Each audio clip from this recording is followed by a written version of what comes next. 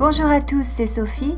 Le maquillage de papillon est toujours très apprécié des jeunes filles, mais aujourd'hui je vais vous montrer une façon un peu différente de l'exécuter.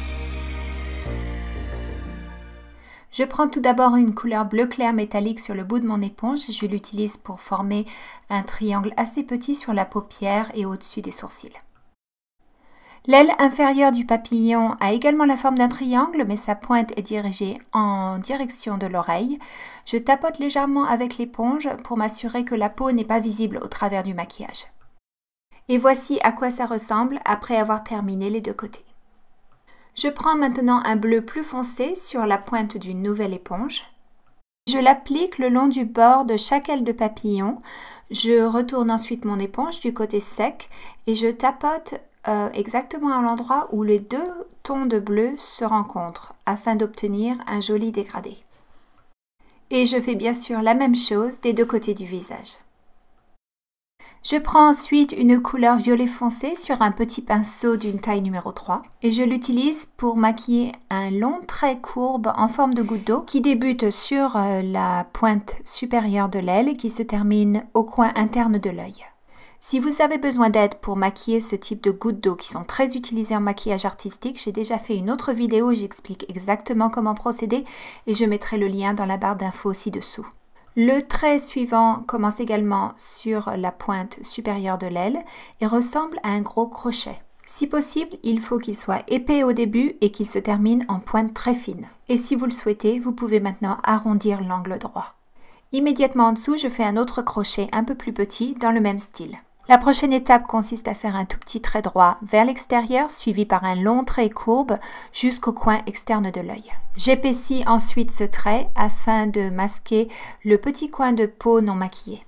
Si on le souhaite, on peut maintenant ajouter un trait de eyeliner et connecter les deux traits violet foncé au coin interne de l'œil. Si on souhaite légèrement changer la forme d'une aile, il suffit de mettre son index dans une lingette et d'effacer délicatement un peu de couleur. Je reprends ensuite mon pinceau et je fais tout d'abord deux gouttes d'eau, une plus longue que l'autre, le long de l'aile inférieure, et je les relie avec 3 petits crochets en arrondissant les angles si nécessaire. Je prends maintenant un pinceau rond de la taille numéro 1 et je fais une série d'encore plus petits crochets à l'intérieur même de chaque aile de papillon. Après avoir terminé l'autre côté du visage, je prends 2 couleurs en même temps sur un même pinceau rond de taille numéro 6. Cette technique s'appelle le double loading en anglais et je l'ai déjà expliqué en détail dans une vidéo précédente. Je vous mettrai bien sûr le lien vers cette vidéo dans la description ci-dessous. Les 2 premières gouttes d'eau sont les plus longues et pour y arriver, il suffit de commencer le trait sur la pointe du pinceau et de le tirer légèrement dans la direction voulue avant de l'aplatir sur la peau. Il y a 4 gouttes d'eau de chaque côté du petit papillon.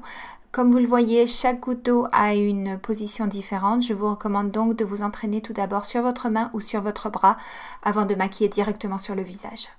Après observation, j'ai remarqué que mon petit papillon n'était pas vraiment symétrique. J'ai donc repris de la couleur sur mon pinceau et j'ai repassé sur certaines gouttes d'eau pour modifier légèrement leur forme.